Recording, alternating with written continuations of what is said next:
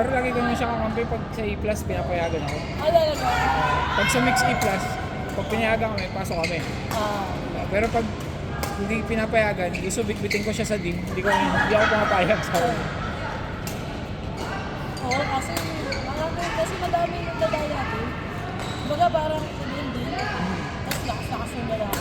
Sa A+, kasi, papayag pa ako kahit malakas sa akin yung lalaki. Oo, okay lang. Okay lang. Kasi meron ka pang medyo may advantage. may advantage ka pa rin sa pagiging lalaki. Tsaka grabe dati adik ko yung nag-tournament ngayon. Kasi yung dami rin nagdadaya. Yung leveling lang kasi talaga, minsan wala eh. Din, malabo din. Cooking show nga din.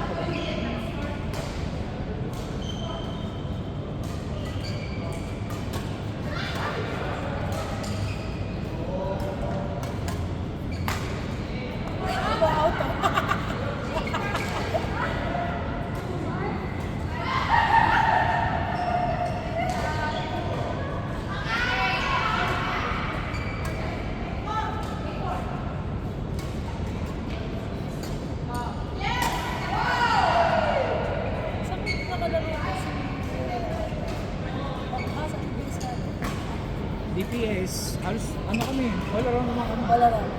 Kailangan naglalaro kayo kay Grace? SBC. Oo. Pero hindi na kami nakakapaglaro doon eh. Pag weekend, ang hirap na. Actually, nakalib lang ako kaya. Nakakalaro. Pero kung hindi talaga ako makakalaro.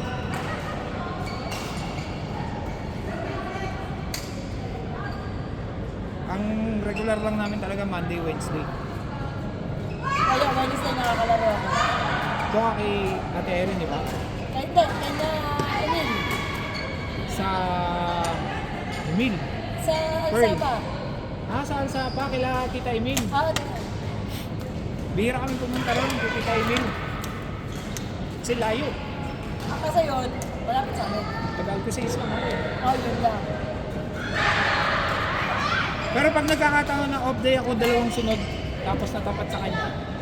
Naglalaro ka? Naglalaro naman kami minsan. Pero ano yun, mabait sa amin yung kahit pa paano, may message ako nung, sali naman kayo ni Donna sa tournament. Maano rin sila, halos parang every Friday may ginagawa silang Oo. Nasabihin niya sa akin, may message. Sali naman kayo, ganyan. Sige po ma'am, wala akong problema, basta walang pasok. Mabait naman sila. Kaya minsan kahit may pasok ako, ginagawa ko ng parang sabi ko, okay lang ba? Ilas muna kami nalaro kasi hahabol kami. Dahil laro ako pero hahabol lang. Dati kasi parang ang laro nila 7. Dito ako mali. Ngayon 8 na yata. Kaya medyo kami okay din. Kaya lagi rin yung nakakalaro. Nung itinasa ko sa level D, nahihirapan ako kasi wala akong makuha consistent na kapatner. Malalakas din yung laro. Hindi, pero hindi ako nalaro. Ayoko pa rin. Nakapano yun? Masilip ko ang mix. Pag mix kasi, makipagpatayan ako eh. Tsaka medyo ano ka kasi sa kalaban kasi gawa ng dapat 50-50 talaga yun. Pag mix kasi, medyo may control dyan talaga yun. Lalaki. Parang ang babae talagang taga-support sa inyong lang. Kaya nga inaano ko siya eh. Pinapractice ko siya sa movement.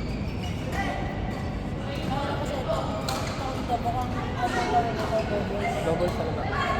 Kaya sabi ko sa kanya, ayusin na. Siya sa record. Marunong man siya sa harap, pero naiipit siya sa likod. Pero nagcha-champion naman kami, nagra-runner up naman kami, so okay naman. Huwag lang yung talagang one time, nakalabang kami yun. B+ yun yung sabi ko, sa A+, lalaban pa ako, kahit na sila plus na nakalabang ko, lalabanan ko. May laro yung mga yung bukas. Hindi, pero hindi ko sabihin, kahit anong kumbihado ko sa kanila, lalabanan ko pa, kasi kahit pa paano alam ko. Pero kung nakita ko yung laro kahit anong gawin natin mag-asawa, ganun lang kung Sabi ko, nakapapilayan lang tayo. Kaya hindi rin kami matulang. Ano naman talaga,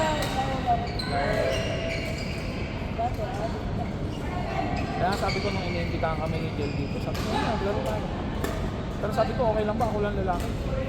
Sabi naman ni Tita, iba naman naglalaro sa amin. Sabi ko, oo, pero syempre, di ba? Kung babae ko, baka mamaya.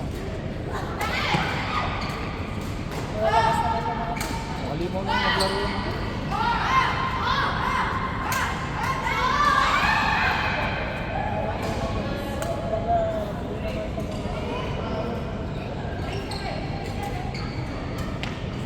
Parang nasira ko yung nakipaglaro sa akin. dito sa grupo nila. Oh, pero sa ano pa yun? Sa Alto 6 pa yun. Doon sa may ano, yung kulay gray yung sa'yo. Oo, sa Prime.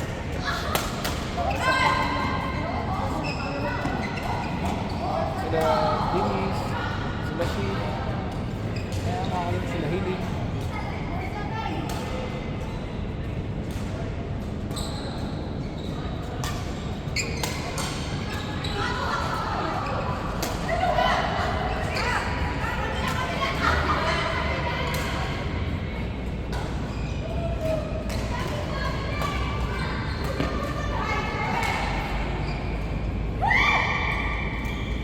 Patay. Kasi.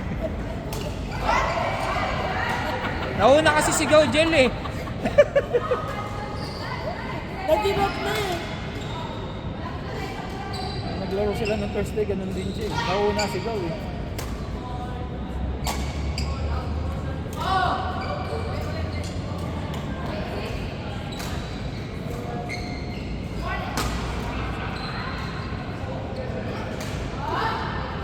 Ito ko sa Jilin, tsaka si Dennis, napanood namin yan sa normal. Yung open yun eh, mapa-mix, mapa-doubles. Wala sila yung dalawa. Kilala namin yung mga nakalaban niya, galing na galing kami. Nalaman lamang ko, kakatrabaho ko pala itong dalawa.